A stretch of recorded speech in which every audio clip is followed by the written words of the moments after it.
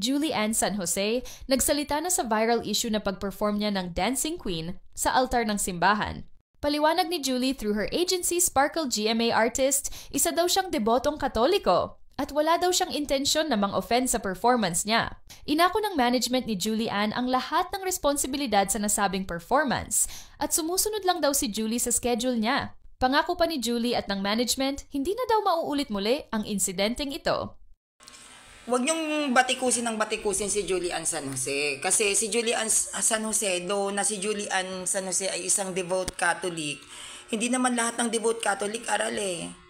'Di ba? May parents, yung mami ko hindi kumakain ng dinuguan.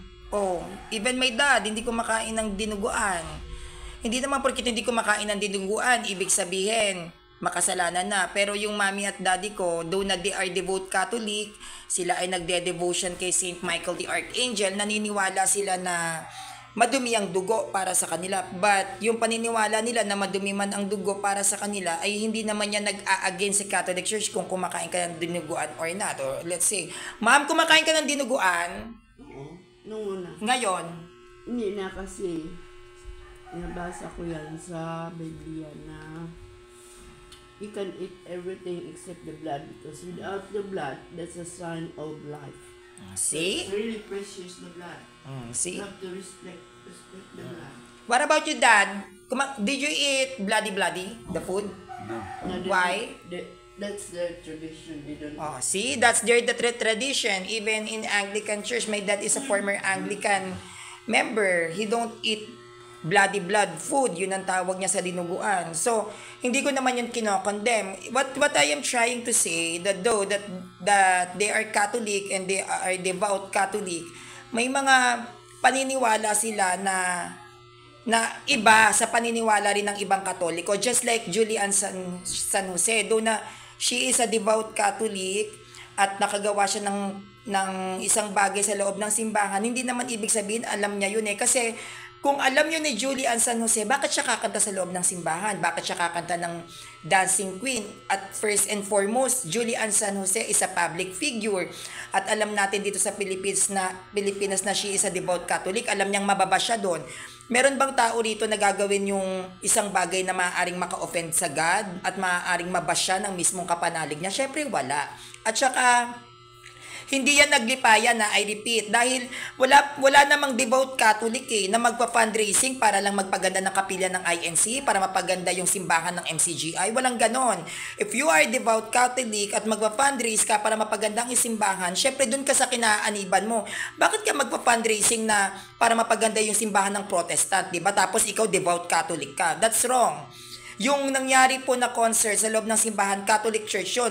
Kasi kung di yun Catholic Church at taglipayan yun, edi wag niyong sabihan na devout Catholic si Julie Ann San Jose, di ba? At alam nating devout Catholic yun. Kaya yung nagganap na konsyerto na yun is a Catholic Church. Tanggapin natin na totoo yung sinasabi ng mga Protestant na simbahang Katolika yan at nagkamali yung mga Katoliko. Yun lang yun, period.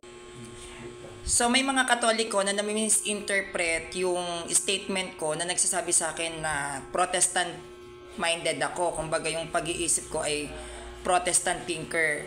Ito lang ang sasabihin ko Ang sinabi ng Protestant na yung pinag-concertan ni Julie Ann San Jose is a Catholic Church. Totoo naman. O kayo mag-agree ako sa Protestant? Yes, that is a Catholic Church. So anong Protestant minded doon? Totoo naman. Sabi ng Protestant churches, maraming katiwalian ang ginagawa ng mga pare. Uma-agree ako, yes, which is true. Ang dami naman talagang tiwaling pari sa simbahan. Ang sabi ng mga Protestant, maraming lasenggo, sugarol, mabisyo, masasamang kaanib na Katoliko. Totoo naman. O, di ba? Uma-agree lang ako. Kasi ako, pag alam ko naman totoo yung sinasabi ng Protestant sa Catholic Church, pag alam ko naman totoo yung paratang nila sa Catholic Church, uma-agree ako kasi ayaw ng Diyos ng sinungaling eh. 'Di ba? Ayaw ni Lord ng magsisinungaling ka. Kung totoo naman yung sinasabi nila, yakapin natin, tanggapin natin. But actually, yung mga mistakes na nagagawa ng kaanib ng Catholic Church, hindi yan nagde-define kung true church o false church tayo. As long as the doctrines of the Catholic Church is infallible o hindi siya pwedeng magiba at alam natin yan ay tunay na turo ni Christ, anong pinakakatakot doon, di ba? Sa 12 apostles nga may nagkakamali, di ba? Si Judas Iscariote. apostles na yon, kasama niya na si Christ. What more pa yung mga kaanib ng Catholic Church, di ba?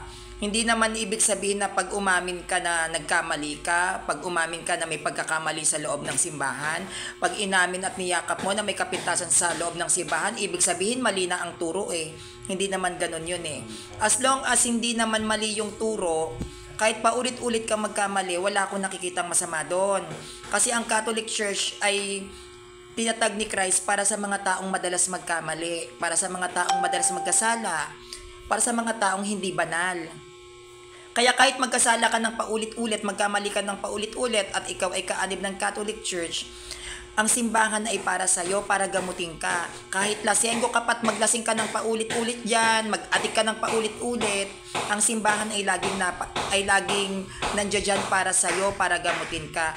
Kasi ang Catholic Church ay hindi yan itiyatag ni Christ para maging perpekto ka. Yan ay itiyatag ni Christ para pabanalin ka. Pag sinabing pabanalin, hindi ka pabanal. So pag hindi ka banal, magkakasala ka, magkakamali ka.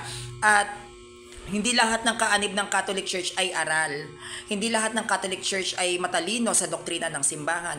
Hindi lahat ng nasa simbahang Katoliko ay matuwid. Kaya naiintindihan namin kaming mga kaanib ng Catholic Church na ang bawat tao na nagkakamali ay dapat bigyan ng pag-asa para maitama ang kanilang mali.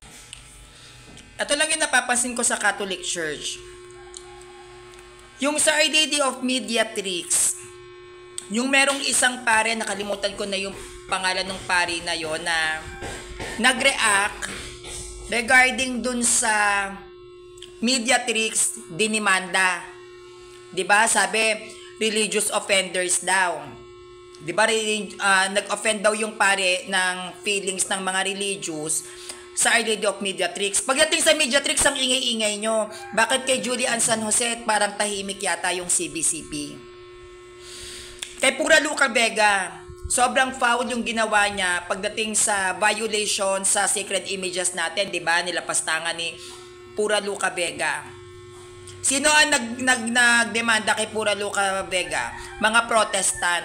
Anong ginawa ng pamunuan ng simbahan? Tikom pa din ang bibig.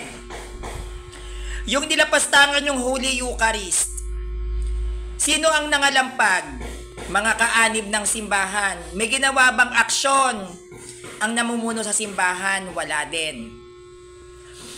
Nung pinasok ng INC ang simbahan para mamigay ng pasugo, sino ang nag-react? Mga Katoliko na kaanib. Nasaan ang pamunuan ng simbahan? Nagdemanda ba? Hindi. Kaya namimiyasa yung ganyan eh. Kaya naiisip nila na tama yung ginagawa nila kasi wala talagang ginagawang aksyon ang simbahan dito sa Pilipinas. Dapat pinakikita ninyo yung pagkilos ninyo. Tanggalin ang dapat tanggalin. Ipakulong ang dapat ipakulong. Pag inoffend ang religion mo, ipakulong mo. Kapag alam mong mali yung ginagawa sa loob ng simbahan, tanggalin mo. O kaya patawan mo ng tawag neto, patawan mo ng kaparusahan. At dapat yan ay isinasa publiko para maging aware ang mga tao kung ano yung tama at mali. Ang hirap kasi sa Pilipinas, kayo yung mga gumagawa ng batas, kayo pa yung bumabali. Katulad nung eleksyon kay Leni Robredo, nagkalat ang mga tarpaulin na doon pa sa ilalim ng mga ribulto. Tanggapin natin ang daming anomalya na ginagawa ang ibang kaanib ng simbahan, yung iba pari pa. 'Di ba? So paano naman kaming mga nagtatanggol sa simbahan, kami yung naaapektuhan, palibasa sitting pretty kayo diyan sa taas kasi may mga posisyon kayo. Matuto rin kayong magbigay ng desisyon, tamang desisyon para malaman ng mga tao kung ano yung tama at mali. Hindi yung nananahimik kayo sa Mediatrix, dinimanda yung pare, kung makapag-react kayo, wagas. Ang kay Julian San Jose, nag-concert sa simbahan. Anong gagawin?